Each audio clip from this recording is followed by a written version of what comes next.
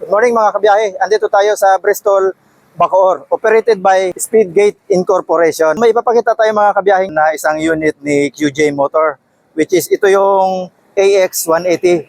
Tara, tingnan natin sa loob. Let's go!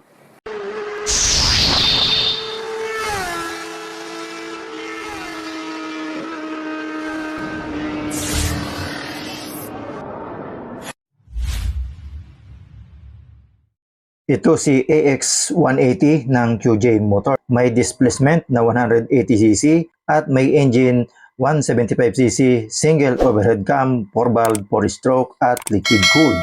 Max power 13 kW at 8,500 RPM na may max torque naman na 15.2 Nm at 6,500 RPM.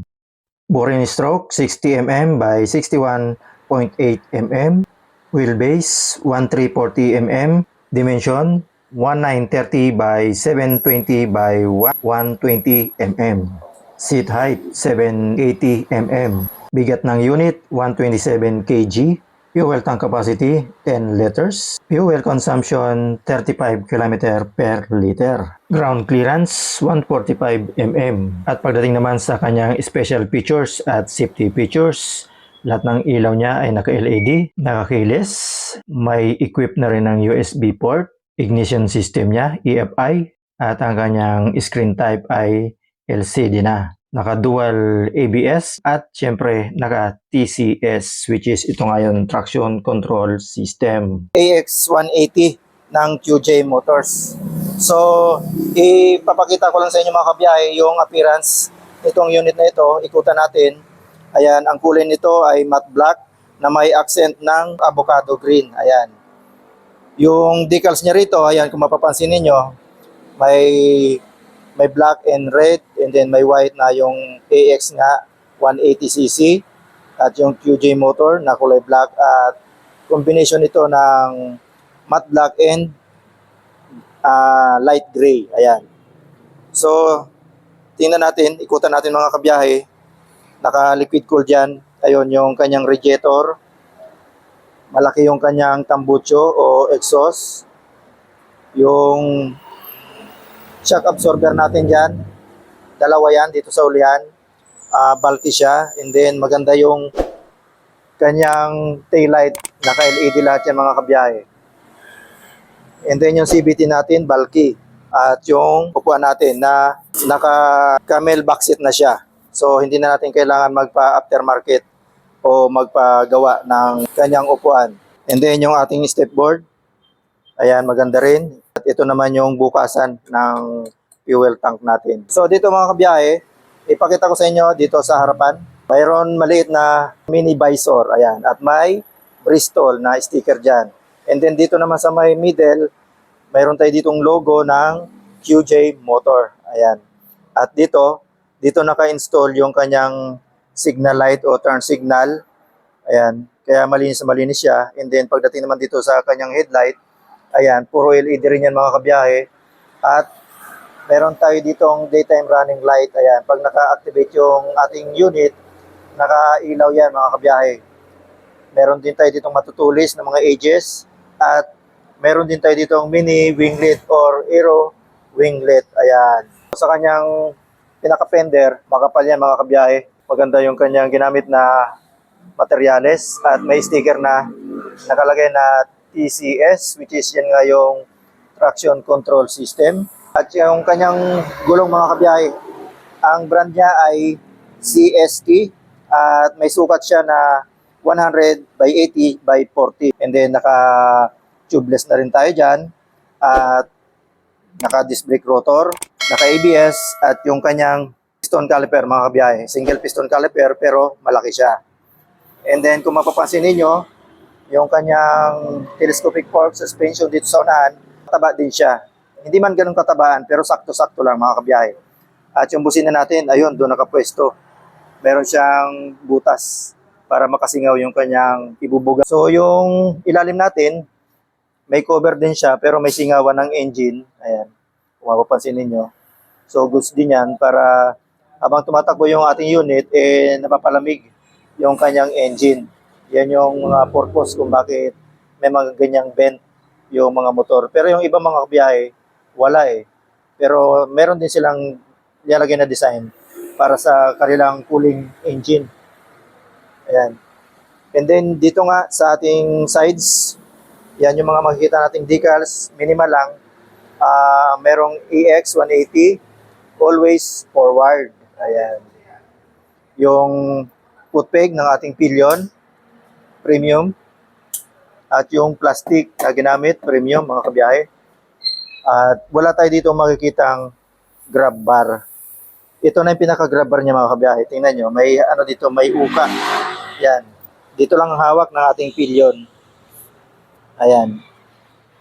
Goods din siya dahil kahit wala siyang grab bar na nakapalibot dito, ito yung hawakan niya. So malinis yung ating unit.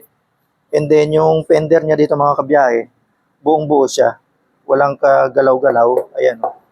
Makapal yung plastic na ginamit. Meron tayo dito ang reflectorized na rounded, kulay orange. At itong bracket na to, metal, dito naman ikinakabit yung ating license plate. At sa ilalim, may ilaw yan para may ilawan yung ating license plate. Bulky yung kanyang fender sa likuran. At dito sa ilalim, meron another na reflectorized para visible tayo sa gabi. Pag nasinaga niya ng kasunod natin, reflect yan. And then, ito yung sabi ko kanina na maganda yung kanyang taillight na naka LED na rin yan lahat mga kabiyahe. At yung signal light natin dito, dyan naka-install. So, malinis na malinis. Walang nakalawit sa labas. Kaya, unique mga kabiyahe itong isa na ito. And then, pakita natin yung exhaust na napakalaki. Ayan, yung tip niya malaki. Kaya naman, ang buga nito mga kabiyahe, kahit hindi na kayo mag-aftermarket o hindi na kayo magpa-open pipe, buong-buo na yung tunog nito dahil malaki yung kanyang tip o yung labasan ng hangin.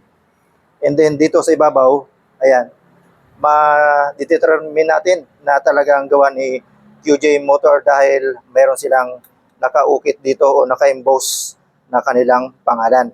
At siyempre pa, meron din yan dito mga kabiyahe na cover kasi para hindi tayo napapaso, lalo na yung ating pillion.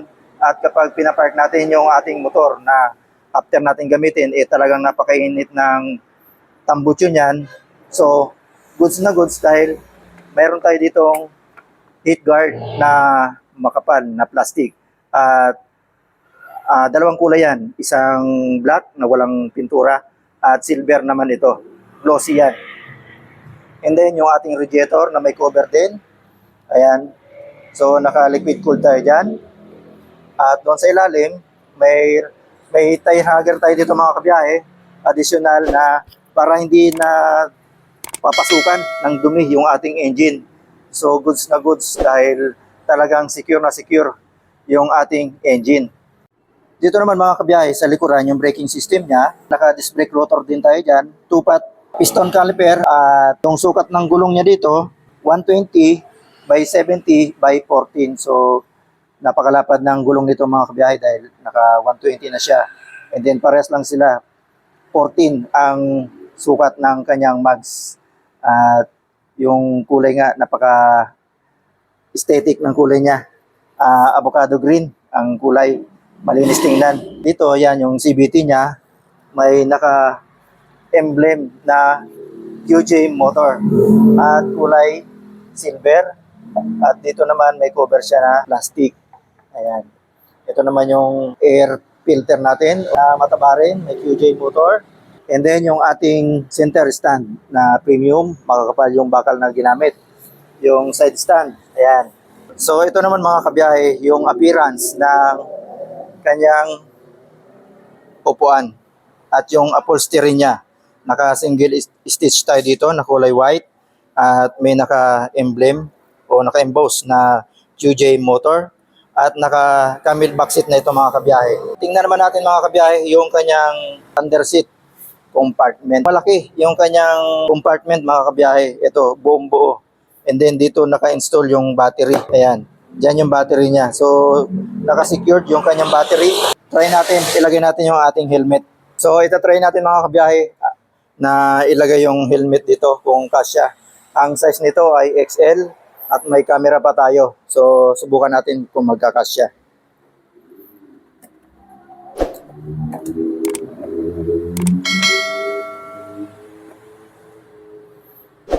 Try natin ng patihaya.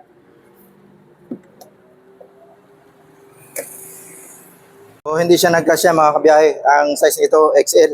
May itatry pa tayo na isa. So ito naman, ang size nito ay medium. Try natin kung kakasya. Walang camera. Ayan, try natin.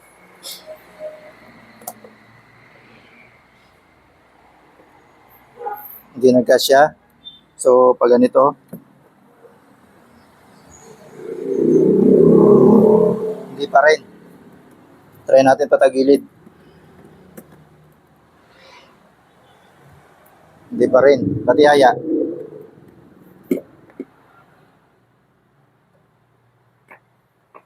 Yun. So, hindi nagkasya mga kabiyahe, yung medium natin na helmet. Sure ako, kasya dito yung half-face helmet. So yun mga kabiyahe, kung makikita nyo, buong buo yung kanyang underseat box compartment, pero hindi kasya yung ating mga sinukat na helmet, which is, ang inuna nga natin ay yung helmet natin na extra large na may camera, and then sinundan natin ng helmet ng ating camera woman na si Ate B. Ang sukat noon ay, o ang size ay medium, pero hindi pa rin nagkasya. Pero ibibigay ko na lang sa inyo mga kabiyahe, ang dangkal niya, ayan o, isang dangkal. Ayan. So sure ako dito mga kabiyahe, half-face helmet, kasyang-kasya dito. So dito naman tayo mga kabiyahe sa kanyang board panel. Ayan. So hindi ko mapapakita sa inyo mga kabiyahe yung mga animation ng board panel dahil nakita nyo naman na walang battery yung ating unit na dinidemo ngayon. So, yan. Pero sure ako na ito ay digital. At pagdating naman dito sa kanyang kanan, ang makikita natin dito mga switches, itong engine kill switch, start and stop, electric starter, on and off ng ating headlight. Ayan. And then, yung throttle niya na malambot, yung preno. Ayan. At dito naman sa kaliwa, ang makikita natin dito ang mga switches. Ito yung nasa likod, may pass light tayo dyan, high and low beam ng headlight, yung turn signal, ayan meron, at yung busina. And then yung preno natin sa ulihan, smooth din siya. At pagdating naman dito sa baba, ito yung lagay natin ng gasolina. Ito yung binubuksan. So nakakilis na tayo dito. At ito yung pagbukas din ng upuan at yung sa fuel natin. Pinipindot lang yan. Kapag activate ito mga kabiyahe, pindot lang dito, open na yan. Dito may bulsa tayo mga kabiyahe. Ayan, i-press lang natin yan. At dito yung kanyang mga susi o yung physical key niya na napakahaba. At may dalawa tayong remote control dito. Pwede rin natin gamitin manual at pwede rin sa remote. Ayan, mayroon tayong bulsa. Mayroon tayong USB charging port dito mga kabiyahe. Type A and then Type C. So goods na goods dahil dalawang gadget ang pwede. Isang Type A at isang Type C ang pwede natin i-charge dito. So i-try naman natin kung kasya yung cellphone. Pasok natin. Ayan, umilaw na nga para makita nyo. So kasya naman mga kabiyahe. Kasya ang dalawang cellphone. Cellphone lang. Kaya dalawang gadget ang pwede pagsabayin dito sa pag-charge. Kasya siya. Oh. Ayan. Balik na natin yung susi at yung remote. Height natin ay 5'6". Ayan. Hindi pa naman tayo nakatipto pero medyo nakataas na yung ating paa. Gawin nyo kong reference para sa unit na to. Hindi naman siya ganun kataasan. Tama-tama lang. Malambot din. I-maneuver mga kabiyahe. So gawin nyo kong reference mga kabiyahe. 5'6" ang height natin. Ito yung position natin dito. At yung tuhod natin malayo pa naman. Maganda rin upuan dahil ito nga ay camel back seat design na mga kabiyahe. Yung kanyang upholstery din ay napakaganda din. Hindi madulas. May pagka-rubberize yung kanyang upholstery.